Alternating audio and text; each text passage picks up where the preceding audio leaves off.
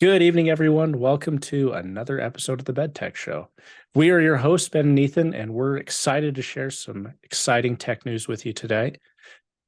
We really do support, or we really appreciate everyone's support here in our channel. And with that, we'll go ahead and get started with something that's with some not so good news for Microsoft here. Looks like in the most recent part of the Activision takeover, looks like the UK has blocked Microsoft's takeover. So the UK antitrust regulator has blocked Microsoft's purchase of Activision Blizzard, and which is threatening to thwart one of the tech industry's biggest deals over concerns with strife competition in cloud gaming, which seems a little bit odd to me because cloud gaming, there's like maybe 1% of all gamers that actually I use cloud know, gaming. man. Oh my gosh. And so, just with that headline, it kind of seems like, the UK doesn't even understand what this deal is all about. And, it's pretty interesting. This acquisition, we've talked about it several times here on our channel. It's a $69 billion deal that seems to have hit many roadblocks. Looks like Microsoft is going to be doing everything that they can to appeal this decision. And one of the presidents of Microsoft has said that they are still hopeful that this deal is going to go through, and that hopefully in the future, after the appeal, that it will continue to go forward and they will be able to close this deal finally that has seemed to have gone on and on and on and never ends. So That's ridiculous. I wanted to get your thoughts on it. Do you think that a lot of the people that are, or at least a lot of the regulatory agencies that are in charge of helping to move this deal forward, do you think they even know what this deal is or what implications it could even have in the future? Oh man, that's a tough question. Given given like their response, it seems like no, they don't. I mean, in all reality, it doesn't seem like they understand the scope of what this acquisition's about. Cloud gaming here is a sliver of what the value of the acquisition's about, Yeah, it's such a right? fraction of a fraction It at this really point. is. It really is. I just to have that be the reason, it's almost like they're talking about a completely different acquisition to say, "Oh, this could inhibit cloud gaming." Ah, it's so bogus in my opinion. And um Maybe they're afraid it's going to compete with Stadia. do you think so? Even that, it's like Stadia's gone. I So know, it's like come on, like I mean, like I understand, like obviously that's like not serious, but like I asked, like, are you maybe that's true because maybe maybe they that's just true. don't realize like what Yeah. the situation of cloud gaming is because cloud gaming has such a small market. There's such little presence there. And Activision is not focused on cloud gaming. They don't cater to the cloud gamers. That's just not what they do. Right. Their main games, the ones that are really good, the AAA games, they're console and PC. And it's ridiculous. I just to answer your question, it almost seems like they don't really understand this industry. And they're taking it they're taking it very high level and generalized. They see a big company acquiring another big company, and it's almost as though they just came up with a random solution or a Yeah. random reason to block this. What this does have implications on, uh, this came from, I think it was Microsoft's president or CEO, but he said that this will have negative implications on UK business. People will avoid doing business in the UK because they will see the result of this and they'll see how the UK has lack of understanding. ridiculously strict regulation, and the the inhibition or the red tape around any kind of inorganic expansion, right? Mhm. So if you're a business and you're thinking, okay, I want to grow, but I want to grow organically and I want to grow through acquisition and merger. UK is not going to be on your list to do that. You're not going to want to do business in the UK. You don't want to be based in the UK. You don't want to have any kind of regulation performed in the UK because this is what happens. And Right. it's actually, I think we talked about this already. I think it's one of the reasons why Sony brought it to the UK because they knew the UK is really strict. Right. So, yeah, I don't think if they do know, and if they have a really good understanding of this, then there's someone in bed with someone Right. because this is a ridiculous reason, in my Yeah. opinion. What Yeah. do you think? I I think it I think it shows a very lack of understanding, and a lot of naivety on regulators that are trying to control something that they don't understand. And this is something that we've talked about, that in order to regulate something, I feel that you have to have a deep understanding Mm, of what it is in order to properly have some sort of oversight with it.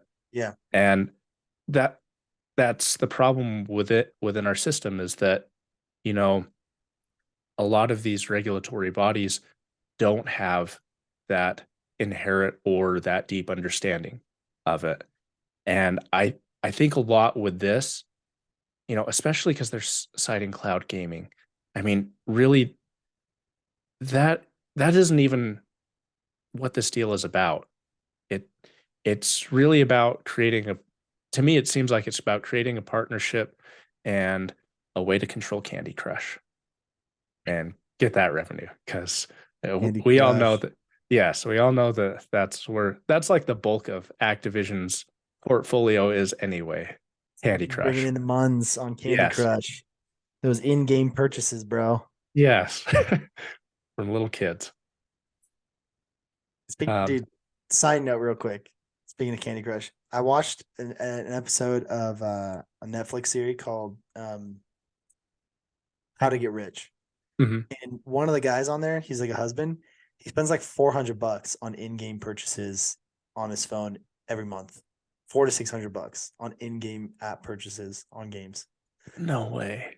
Yeah, like That is insane. not even like console or PC gaming, like four to 600 bucks a month on app games. I thought that blew Oh, me away.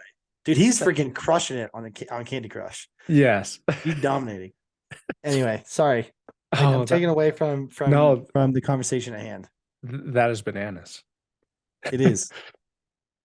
But yeah, so I really think that, it's unfortunate that the UK has the power to be able to do this, when it seems like they don't understand what's going on. And I really hope that, the appeal is favorable to Microsoft. And unfortunately, this is just going to make the deal drag out a little bit longer. And unfortunately, I might have to suffer another year of paying for Call of Duty because it won't be on Game Pass. And that's really why I want this really why I want this deal to come anyway. It's because I don't want to Yeah, pay for Call of Duty outright I again. know. I'm with you on that one. I'm with you on So, that one. At the same time, if I think about it, like, what if it was flipped? What if it was Sony acquiring Activision and the UK came out and said, nope, you can't acquire Sony. You can't ugh, acquire Activision because of cloud gaming. I think even though like I am an Xbox guy, I think I would have the same reaction of like, what? What kind of reasoning is that? yeah, I would agree. I'd probably have the same reaction. I probably wouldn't be as passionate about it as Sure. I am right now. But I think I would still be able to see the ridiculousness Yeah. of the outcome of what's happened. Yeah. Yeah. Same. I'd be like, oh, well, that sucks. That's a really weird reason. That doesn't make sense to me. That's Mhm. kind of how my reaction would be. Yeah, Right now, I'm like, what the heck, man? Like, I know. I'm fired up. stupid. Yeah. Yeah, so dumb.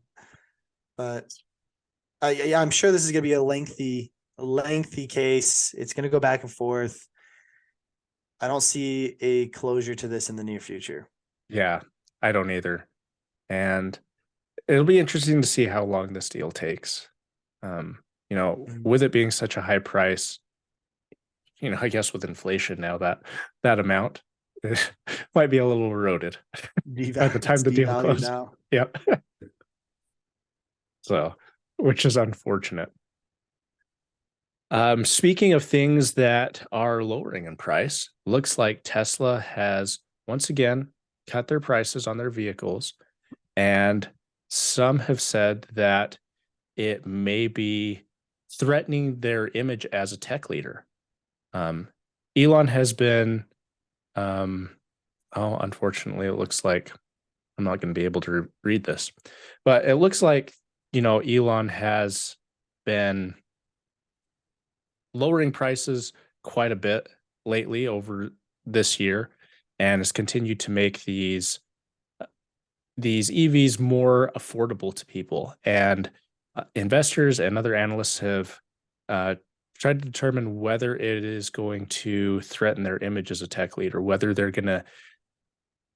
might be devaluing their product in such a way that it dilutes it and takes away from the brand that they have developed.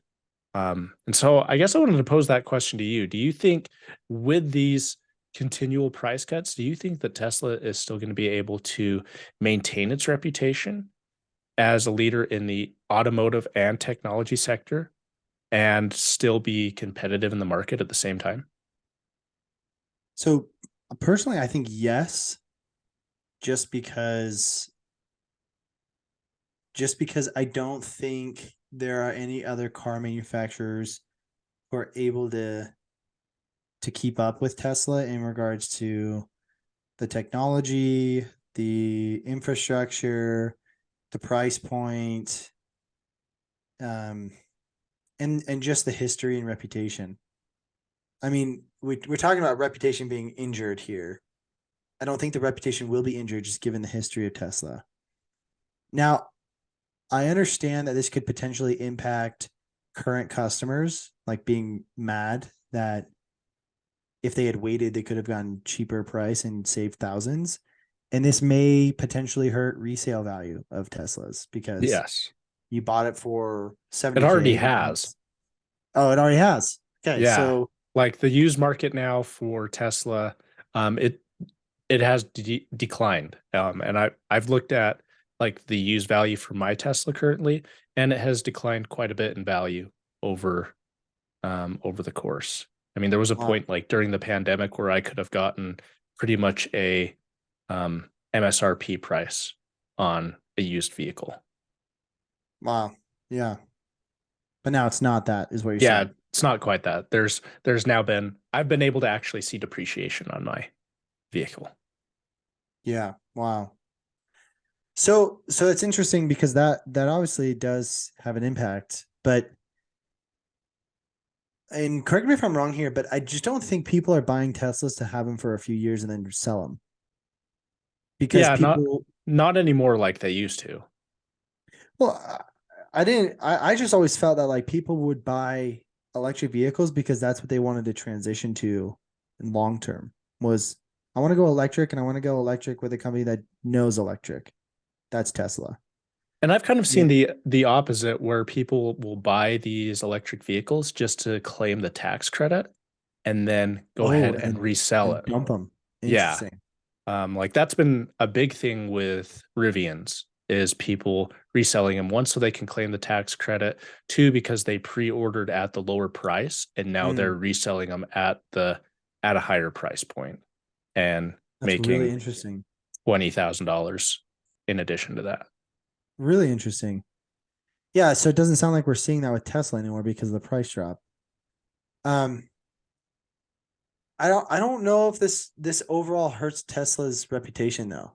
Like I I'm an average consumer. I'm not really too heavily involved in EVs on the day to day, but when I look at electric vehicles, and if I were to look at this, the range of the manufacturers, I'd still say Tesla's the top dog.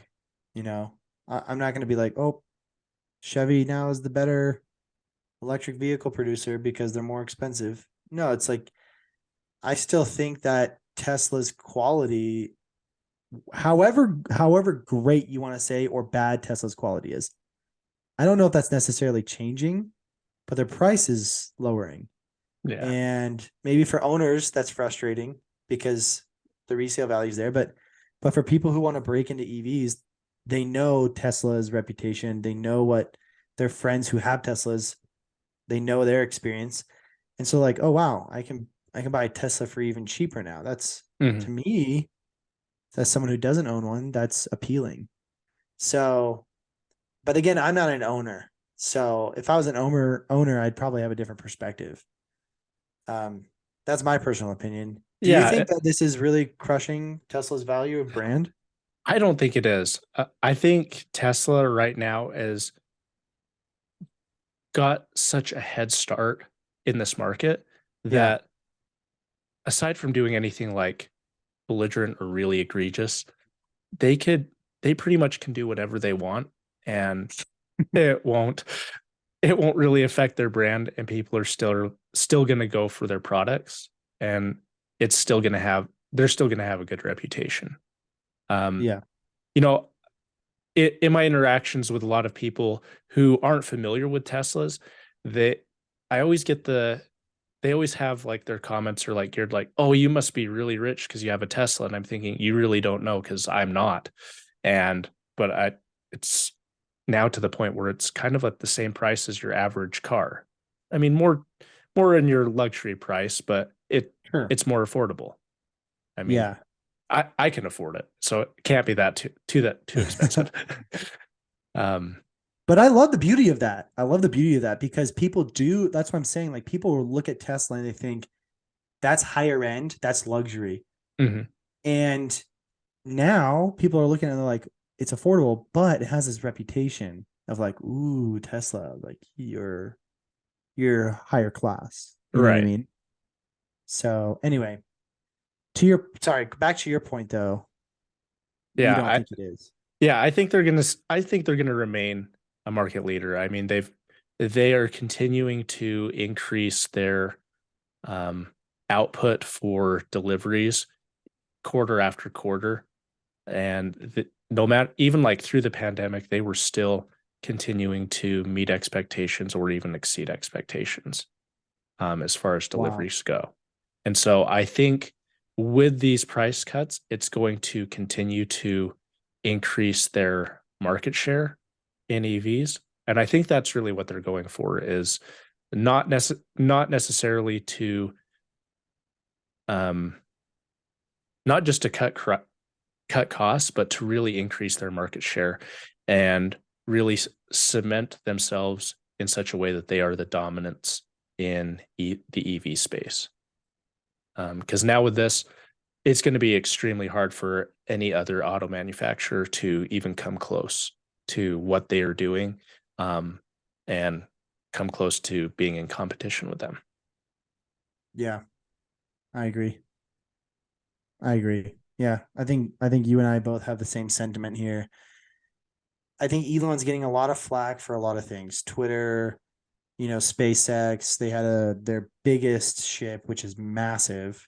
The weight of that is just insane. Mm-hmm. That exploded after takeoff, which Elon doesn't, and SpaceX, they don't consider that a failure, but to the layman, it's like your ship blew up, dude. Yeah. And so with Twitter, the ship blowing up, Tesla price getting cut, I think Elon is under a lot of fire, and a lot of people are taking that out and saying like, "Oh, Tesla's screwed now." And it's like, uh, I don't know. I think there's a lot of emotion here. Yeah. I think Tesla really is screwed. I still feel like they're going to be a dominant force, like you said. Yeah. You know, And based on the fact that you can't order a new vehicle for the rest of this year, I I think they're going to be okay. Like everything is out until 2024. If dude, you were that's to, honestly that's so reassuring for them. yeah, like I think we talked about this already in our last podcast, in our last episode, but it's like sales are the blood of a company, right? Hmm. And to know you have your sales forecasted and pretty confident for the next, 8 to 12 months, that's pretty awesome. Yeah. You know, that's a pretty solid funnel. You don't have to worry like, oh, next quarter, I better be selling more, you know? Right. We're like, yeah, we've So, already got it. We've got it for this year. Um, yeah, and so, I mean, obviously, probably some of those they might cancel, but you still get um, the increase from the non-refundable, um, I guess, order fee that they have, which I think is a smart thing that they've done is to begin that consideration for the agreement, making that non-refundable. Um, one that will increase their probability of deliveries on that because people aren't willing to part with 500 or 1,000, whatever it happens to be now. yeah, that's smart. Yeah. I mean, and if people do cancel because they just can't afford it, like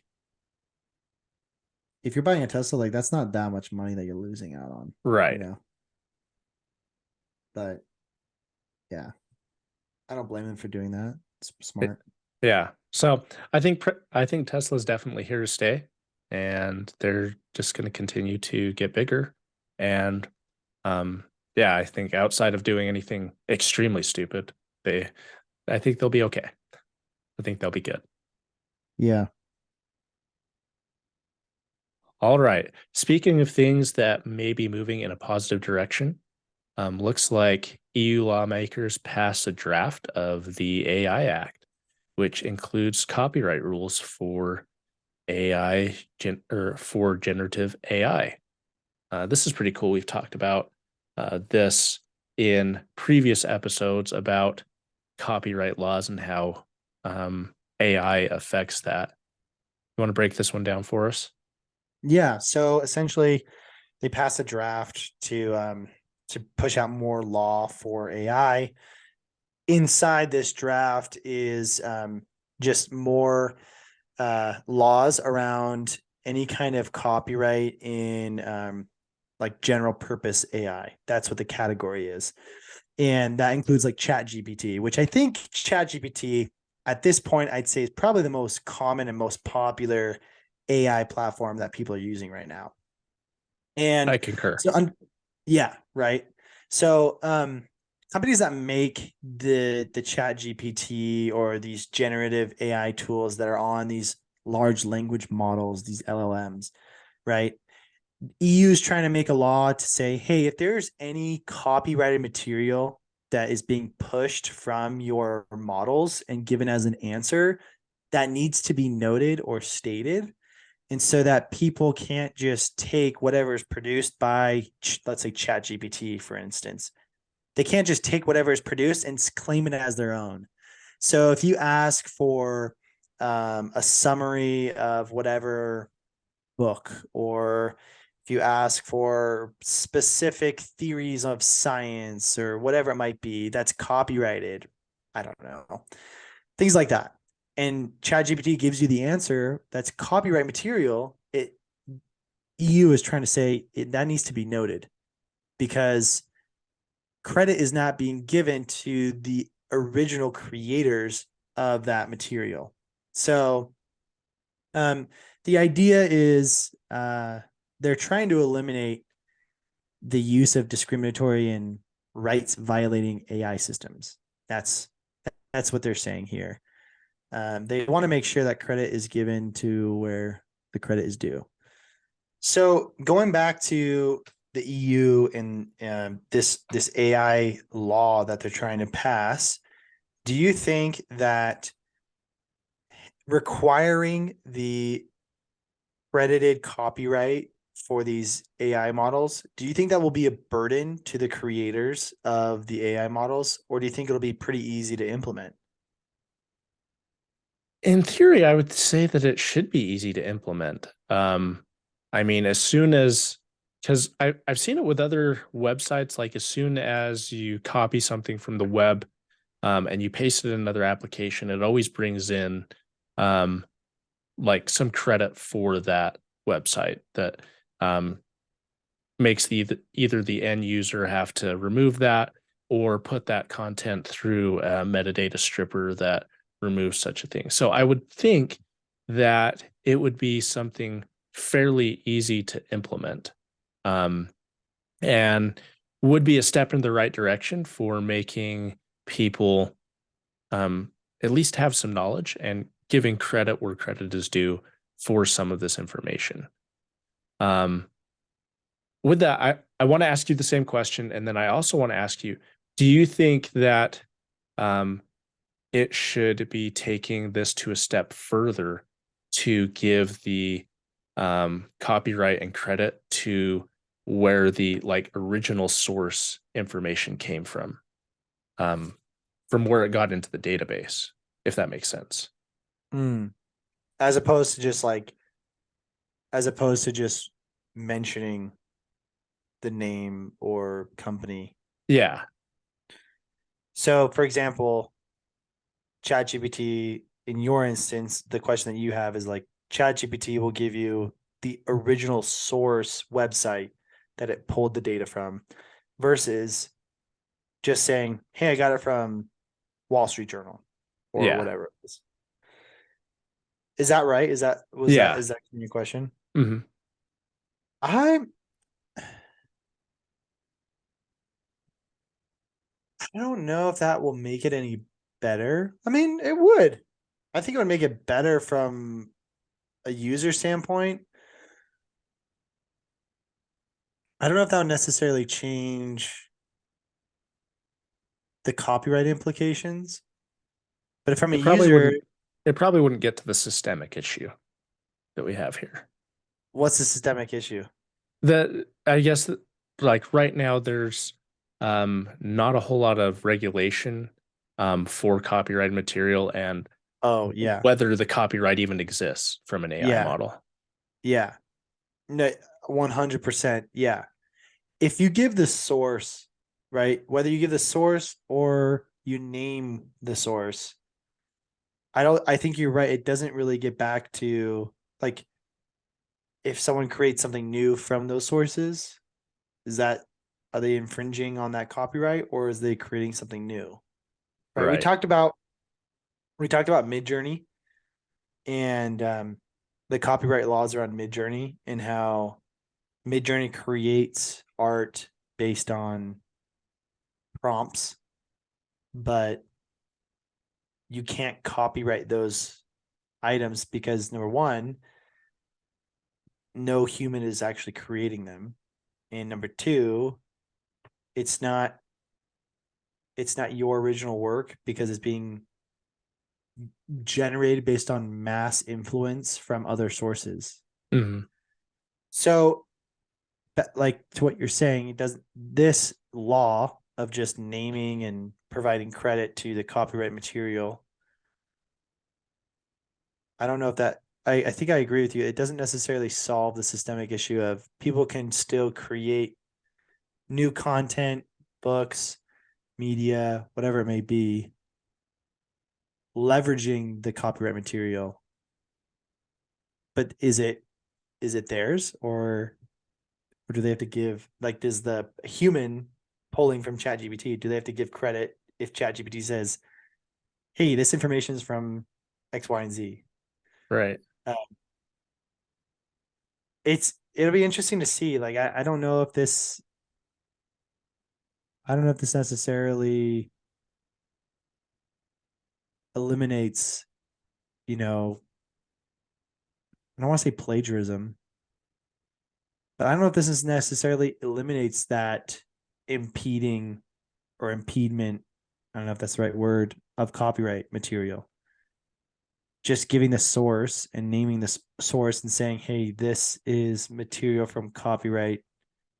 This is copyright material from this source. How does that stop the user from creating their own or Right. taking it and using it as their own? Yeah. Like I would agree. I don't think this prevents infringement. Um, However, I think it is kind of a step in the right direction. Sure. And, as looking at this, if we can continue to evolve this into something that might eventually solve the systemic issue and prevent copyright infringement and continue to um, allow people to still have that creative art and have some protections in what they create, I I think this is a good place to start.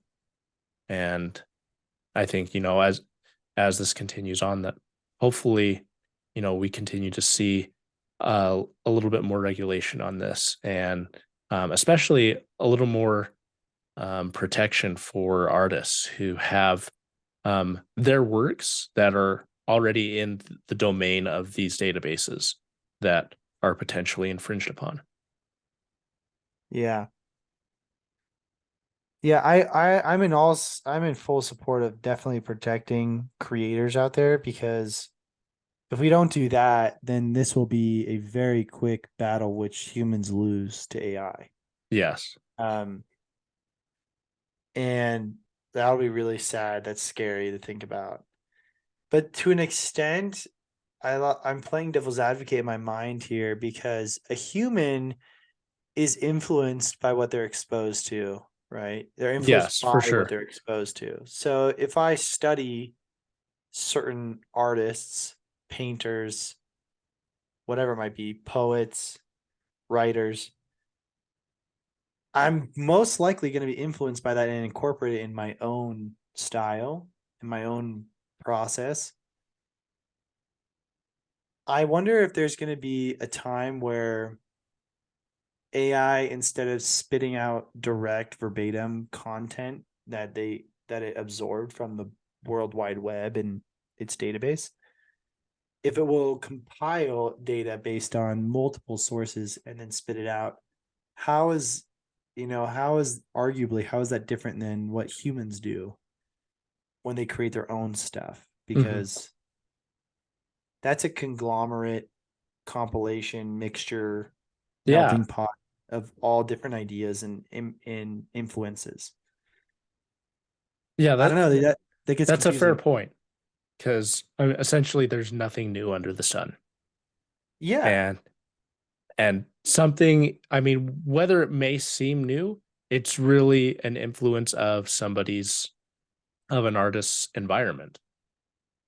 Um, I mean, obviously they had to have some things in the past that helped influence and spark that creativity to output what is currently there.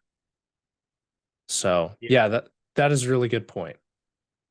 It's like Um, someone mentioned to me that like Harry Potter is just like Star Wars, but in a different world. It's like a wizarding world, you know? yeah, It's like a boy, parents die, the chosen one, you know, related to like the villain, and yeah, it's like, okay, like I could see like a lot of similarities there. Like, was J.K. Rowling influenced by Star Wars? Does she need to provide copyright to like what she was influenced by from Star Wars to write Harry Potter?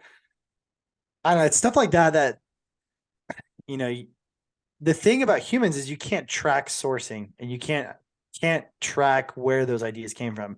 With right. AI and with machine learning, you can identify where did this data come from, where did the source code come from, where did the information come from. So that's what's different. But Yeah, I would agree. I mean, like, even if you look at uh, Top Gun Maverick, that's essentially just A New Hope, but it significantly better. is. We have to go destroy the enemy base. Yeah. Let's go in and bomb it from within. Uh, Yeah, that's true. That's actually really funny. I didn't so think about that. yeah, I saw that. I'm like, I'll never be able to watch A New Hope again the same way.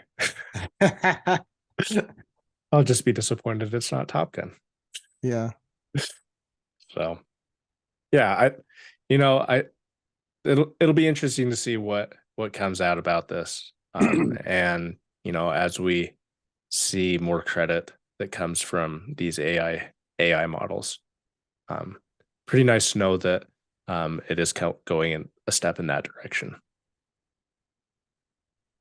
Yeah. All right. Last up, what we have today is Coinbase's CEO. The SEC's crypto warning is not good for America. All right. You want to break this one down for us as well?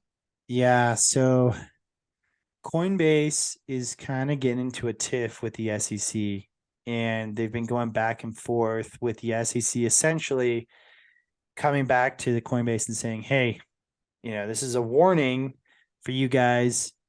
You guys are, exchanging currencies. And Coinbase is like, hey, the SEC is claiming that it's somewhat illegal, if not illegal. And Coinbase is saying like, hey, we have been doing everything everything we can to stay in line with the law, but you haven't defined the law for crypto. And we're just trying to follow what we're trying to do. And FTX was an absolute nightmare, but Coinbase, you could say, is the complete opposite. They've always been a company that has been trying to stay organized and stay behind the law, but the SEC is just making these claims. They had made preliminary determination to recommend an enforcement of action for violations of federal securities laws. That's what it says in the article.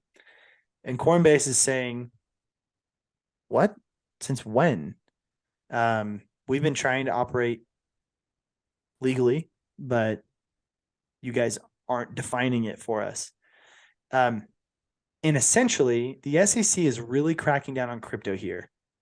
And the CEO of Coinbase is calling it out and saying this is a dangerous game. If the SEC continues to enforce action, then it would essentially kill crypto in America, because it would make everything regulated, which is the whole purpose of crypto, to be off any kind of regulation. Yeah, deregulated for sure. So yeah, so there's this tiff going on between Coinbase, who you could say is like the straight lace Boy Scout of the crypto exchanges, and the SEC. And it's really interesting to see the interaction between the two, because like I said, Coinbase has just tried to stay within the law, but the SEC is just crushing and coming down really hard here.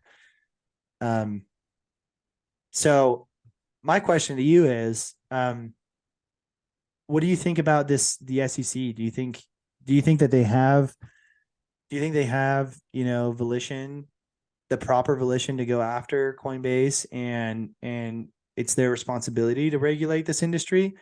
Or do you think that they're overstepping their bounds and that they're just disorganized and trying to be kind of, I don't know, too controlling, Ooh, dictator? that is a good question. I think, it is well within the SEC's power to do this. However, to me, it seems like they've allowed it to go on as long as it has without doing anything. And, which has been kind of like them saying that it's okay. And then now all of a sudden they're going to do this. And so I think it's a little bit of them overstepping and trying to do more harm than good, in a sense. Yeah. I think this is really going to hurt cryptocurrency, and I know that there's a lot of risk with cryptocurrency. However, it seems to have done well so far, and when the government tends to step in with stuff, it seems to really affect how it's going and really disrupt the market. And I agree that this does potentially have the ability to end crypto in America, which will be unfortunate. What are your thoughts here?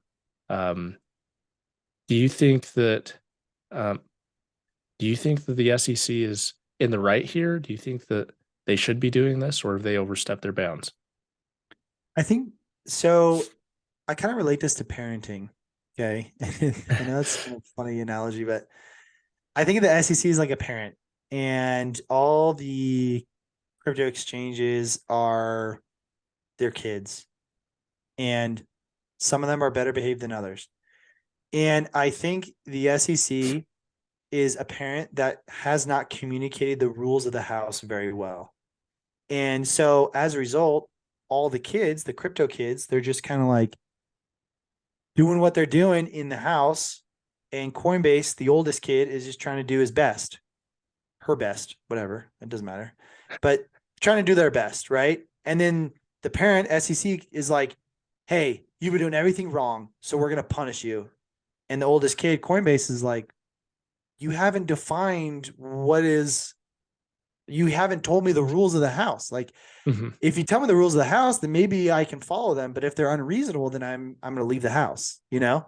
Right. And so I personally just think that the SEC, I understand that they're trying to protect investors. I get that because that's their job. They don't want to have people just get screwed over. And there have been a lot of rug pulls in crypto. Oh yeah. I understand that. It's been wild, right? But with that being said, I don't think they can just come out and just put the hammer down like this. I don't think that's the proper way of approaching it. I think they need to have discussions with leaders in crypto to have a better understanding of how they approach crypto regulation, if they do regulation. And if they don't do regulation, how do they protect investors? That's the proper approach, in my opinion. That takes time though.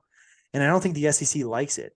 You know, the US and the world is under a lot of pressure with the current economic situation. And I'm sure the SEC is feeling that right now when it comes to crypto and business and risk in investments. So the SEC, in my opinion, is trying to play as safe as possible and just crack down on the hammer and say, hey, you guys are doing illegal security exchanges and you're unregulated for your securities. And Coinbase and everyone's like, these aren't securities. What are you talking about? Like, you've never defined that for us. And so, with that being said, if the SEC continues to push this, then you're going to see all of the crypto exchanges leave America. And as a result, crypto will die in America. And if you want to buy crypto, you're going to have to do it through a VPN overseas on a different crypto exchange. That's what's going to happen.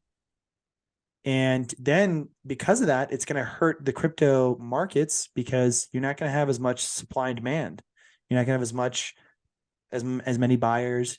You know, there's a lot more roadblocks. The more roadblocks you have, the harder it is to buy and sell, and things aren't moving as fast, and there's not as much pump or dump, right? There's not Yeah. as much buying and selling. So yeah, that's my take on it. I think this is a too strong of a move for the SEC. I understand what they're trying to do. I think it's I think it's honorable that they're trying to protect American investors, but at the same time, I think they're going about it too harshly. Yeah. So Yeah. I would agree with that as well. And I think even though they're well within their right, could have been a different execution. Yeah. On this plan rather than the way that it's currently headed. So it'll be interesting to see what happens next with the fate of cryptocurrency.